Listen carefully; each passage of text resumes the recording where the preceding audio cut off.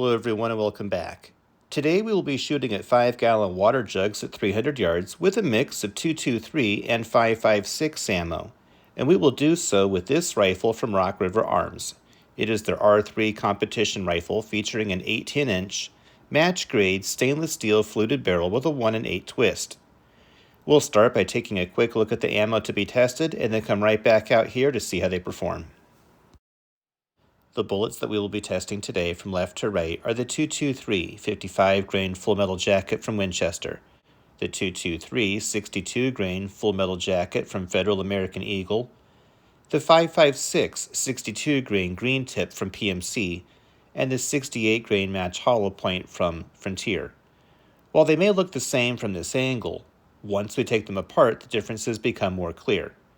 Notice how the bullets grow in length as we move from left to right, and notice that while both of the 62-grain bullets are right next to each other, it is obvious that the 62-grain green tip is closer to the length of the 68-grain, while the 62-grain from Federal resembles an overgrown 55-grain bullet. I chronographed all 4 rounds on the same day as the testing, and here are the numbers at the muzzle. The main thing I would like for you to notice about these numbers is that the 68-grain hollow point is dead last when it comes to velocity, and is in 3rd place in terms of foot-pounds of energy. But let's see how these numbers change when we go out to 300 yards. At 300 yards, the 68-grain hollow point is now in 3rd place when it comes to velocity, but more importantly, it is in 1st place in terms of foot-pounds of energy. Also of note is that the 55-grain bullet stands alone as the underperformer in terms of energy at just 491 foot-pounds, while both of the 62-grain bullets and the 68-grain are all bunched together in the low to mid 600 foot-pound range. In terms of which one of these 3 will perform the best, do we bet on the 68-grain bullet since it has the most amount of energy overall, or do we bet on the 62-grain green tip since it will hit with the greatest amount of speed? Let's go find out. We'll be shooting at this 5-gallon water jug at a distance of 300 yards using .223 55-grain full metal jacket from Winchester.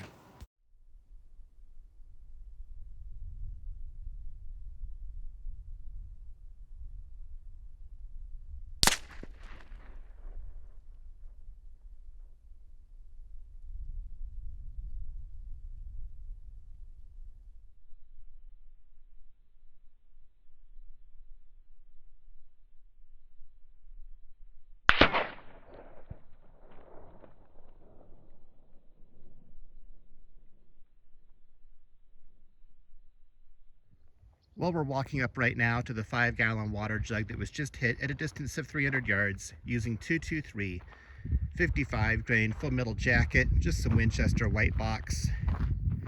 From what I can tell here, I think I hit him lower than I would have wanted. Maybe 6-7 inches lower than I was hoping to. That may have affected the results somewhat. And it looks like just pretty much a nice clean exit on the back side. It did lift the water jug off the ground. I don't know, maybe 2 or 3 inches it lifted it off the ground, which is noteworthy. This thing does weigh about 41 pounds or so. Almost 19 kilograms is what it weighs. And again, that's at a distance of 300 yards. Also, when you take a look at this exit hole, it almost looks like that bullet may have been tumbling coming out of there. Not exactly sure, but one thing's for sure, it's not a nice clean little 22 caliber hole on the exit. That much we know.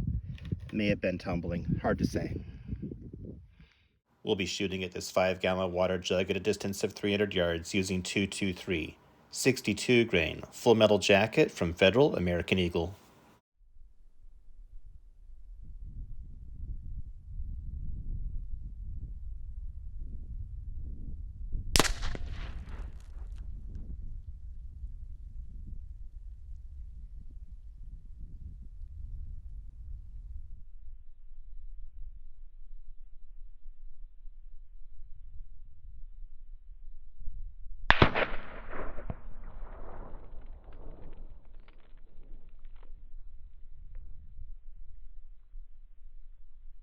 Well, I'm walking up right now to the 5-gallon water jug that was just hit at a distance of 300 yards using .223 The ammunition was the 62 grain full metal jacket by Federal American Eagle. It looks like I hit this guy maybe about 1 inch, maybe 1.5 inches higher than the paper is. So at 300 yards, we're about 1 inch above paper at 300. So I think we'll have to take that for now. As far as the damage on this guy, it looks like the bullet more or less just ripped right out the back. It's hard to know if that thing was tumbling or not, but there certainly is an interesting looking gash on the back side of this guy. No other damage other than it blew the lid sky high as well. And there was a carrying handle on the back. It blew that off of there as well. I think this is it over here. We'll be shooting at this 5-gallon water jug at a distance of 300 yards using 5.56 62 grain green tip from PMC, sometimes known as their PMC X-Tac.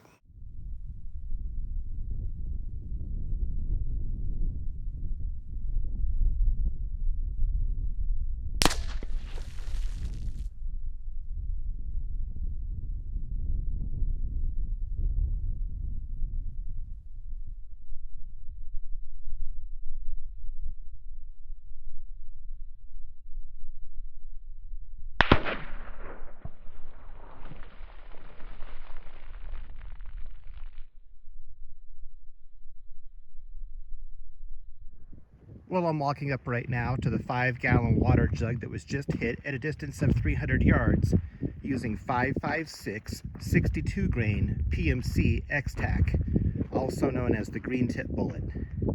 It would appear that I hit just a little bit high.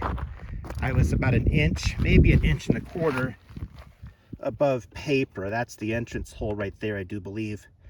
Not much to really see here. I mean, it blew the top right off of it, obviously. On the back side, somewhat of an exit right there. There was a handle on this thing at one point. That handle is gone. I don't know if there's any bullet fragments in there or not. I'll look a little bit off camera and see if I can find any. We'll be shooting at this 5-gallon water jug at a distance of 300 yards using a .223 68 grain match hollow point from Frontier.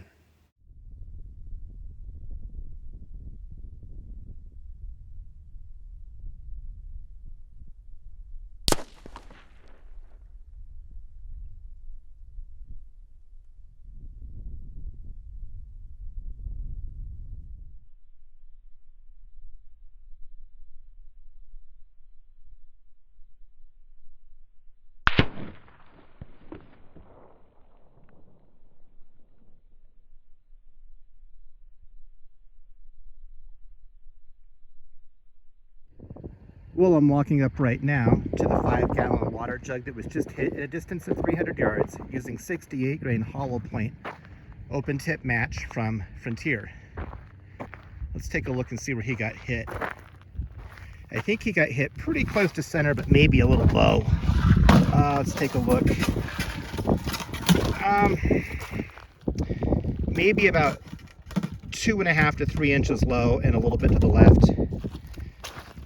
But it seems like regardless of where the shot placement was, there was enough energy there to really pretty much lift this guy off the ground. And I believe that that bullet just probably ripped right on through the back side. Let's see what it looks like on the back. There's your exit side right there. And there is some type of hydrostatic damage. I mean, the whole bottom looks like it wanted to come apart, honestly. And then the back handle is missing as well. This is the exact moment of impact with the .223 62 grain full metal jacket before we start to zoom in, also known as frame 1. This is frame 1 now that we have zoomed in and the temporary body cavity can be seen just to the left of the orange target.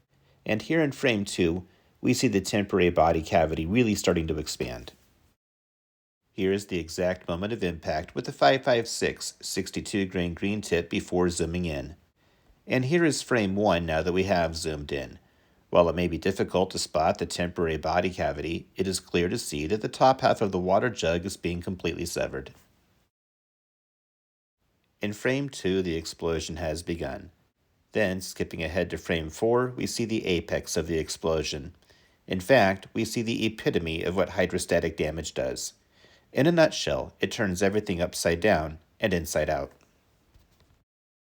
This is the exact moment of impact with the 223 68-grain hollow point before zooming in.